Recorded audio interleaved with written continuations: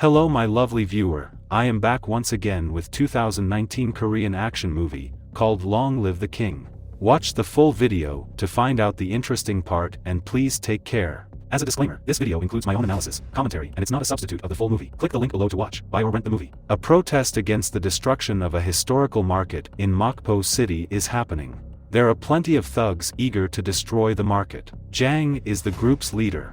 A gorgeous lawyer appears to be protecting those shopkeepers. Hyun is her name. She slaps Jang hard because she is furious with him. She warns him that he cannot simply destroy the market as everything is governed by law.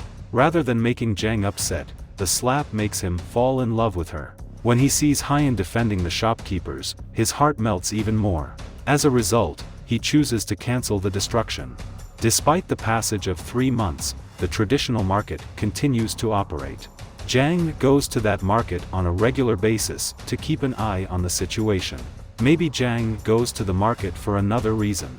Yes, it's because he can watch Hyun there, despite the fact that they don't speak. Jang finally gets to speak with her one day. On this moment, Hyun tells him something that will transform his life. She advised to be a decent person. A simple sentence, but it has a significant effect on Jang, who chose to sell his dirty companies, quit being a gangster, and begin a new life as a pleasant guy. Jang's initial move toward being a nice person begins and he sees the news on the mayoral candidates in Mokpo City. There are 2 possible candidates. Choi, a renowned bad politician, is the first. While Hwang, Mokpo City's head of welfare, was once a gangster but has since retired, is the second. Hwang currently operates a non-profit restaurant in which each meal costs $1. Jang's friend advises him to meet Hwang and learn from him. To find Hwang, Jang walks to his restaurant. Coincidentally, Hyun also visits that restaurant. But she is not alone, she is visited with some of her podcasting colleagues. Hwang believes their arrival is related to politics, therefore he refuses to speak with them. Hyun and Jang, on the other hand, insist on following him. They even assist him in cleaning the toilet and other tasks. Hwang changes his mind after seeing their efforts. First, he inquires about Jang's motivation. Jang informs him that he wishes to continue on his path, leaving his previous life as a gangster behind and beginning a new one as a nice person. However, the restaurant becomes chaotic all of a sudden. A gangster is allegedly abusing a part-timer because the part-timer refused to allow him to smoke inside of the restaurant. When Jang notices this, he attacks the mobster and his associates. Hwang is dissatisfied with Jang's performance.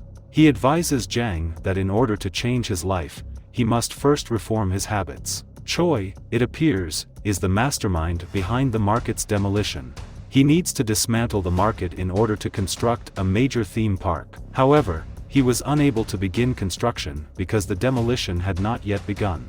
Choi, it turns out, instructed Jang and his crew to demolish the building. Hyun, on the other side, brings Hwang to the market to clarify her intentions.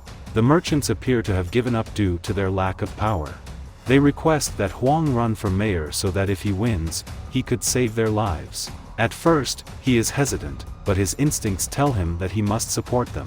Eventually, he agrees to come in. Hwang is quickly registered as a candidate. Furthermore, despite not belonging to any political party, a brief simulation suggests that he has a better chance of winning the election than Choi. Knowing this, Choi becomes concerned and chooses to play dirty by requesting that his thug, Chun, kill Hwang. Jang returns to Hwang's restaurant the next day to apologize for his actions. He also says he'll break his wrist if he hits anyone else. Hwang, on the other hand, is already dissatisfied with him and refuses to visit him. Jang refuses to leave until Hwang forgives him. Jang is still sitting there, even if it is late at night. He then attends Hyun's and her friend's party and becomes tipsy. Hyun's friends begin to taunt her because they believe she is dating Jang. She rejects it, though, because she still views Jang as a mobster and a horrible person. Her colleagues try to persuade her by informing her about his good qualities, such as his willingness to fight for the market's maintenance. Knowing this, she gradually grows to like him. Hwang ultimately chooses to take a chance on Jang. He gives Jang permission to begin helping at his restaurant. He also bans Jang from driving himself to work, requiring him to take the bus instead. His first day on the job, the bus he was riding in was involved in an accident. Every passenger is attempting to save themselves, except Jang. He decides to save the fainting bus driver even though the bus is about to fall into the sea. With so many passengers attempting to flee the bus, it eventually loses balance and crashes into the sea before Jang is able to save the bus driver. The news of the bus accident immediately circulates on television, and Hyan is worried because Jang was on board. Jang is still alive. Instead of resting at home, he rushes to the restaurant, wounded and wet. Every television network is now eager to interview Jang as a result of his heroic deeds. Hyan appears to like Jang even more as a result of this. Chun, on the other hand, begins to follow Choi's directions. He directs 3 of his men to execute Huang. Their plan appears to be going smoothly because Huang is not powerful enough to face them all at once. Fortunately, Jang arrives just in time. He battles them on his own. They flee, knowing Jang is capable. Choi is a corrupt politician, as Jang and his friends are well aware. They can tell he's only pretending to be heartbroken over Huang's death from his gestures. They are certain Choi is involved. They are also aware that Chun is Choi's employee. As a result, the gangsters who attacked Huang must be Chun's men. When Jang realizes this, he rushes over to Chun's house and warns him that he will be gathering evidence. Meanwhile, Jang arrives at the hospital and requests that Huang shatter his wrist as promised because he attacked Chun's men, but Huang refuses because he wants Jang to run for mayor instead of him. It's impossible to continue due to his condition. Jang's initial speech as a mayoral candidate appears to be ineffective. Nobody shows up to hear him speak. Knowing this, Hyan, who is also a member of Jang's team, approaches candidate number 4 and asks for her help. She agrees. Now, Jang has the support of a political party. The 3 major gangsters who assaulted Huang, on the other hand, are discovered hiding in the Philippines by Jang's gangster pal. Jang reportedly requested his support in locating those men. Choi and Chun become concerned when they learn that Chun's men have been found, as they know that as soon as they inform the authorities, they would be finished. They're currently working on a solution to the issue. Unfortunately, Chun is aware of Jang's tragic background. Jang and his best friend got into a gang fight. Unfortunately, his buddy died in the battle, making Jang responsible for his death despite the fact that he did not kill him. Chun then gives Choi the story. He feels that is the only solution to remove Jang's electability. Choi smiles evilly when he realizes this. Choi tells this story on a television show. The members of Jang's team are taken aback after hearing this incident. Their team has an internal dispute, and they're furious that Jang didn't inform them about it. Jang, on the other hand, assures them that he would handle the situation on his own. Meanwhile, Choi and Chun carry on with their secret plot. They've now kidnapped Hyan and threaten to kill Jang unless he releases their guys. Jang's public image declines when he confronts Choi in front of the television as Choi baited him. Jang is currently in a difficult situation.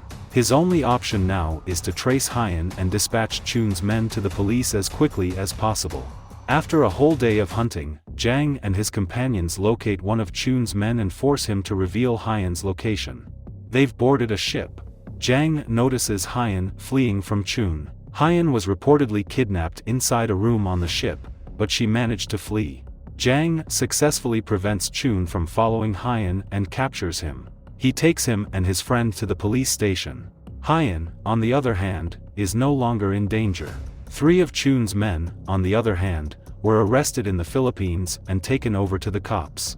They inform the cops about the order. Choi's career is now over. Everyone knows he's the mastermind behind everything. As a result, Jang has a better chance of winning the election.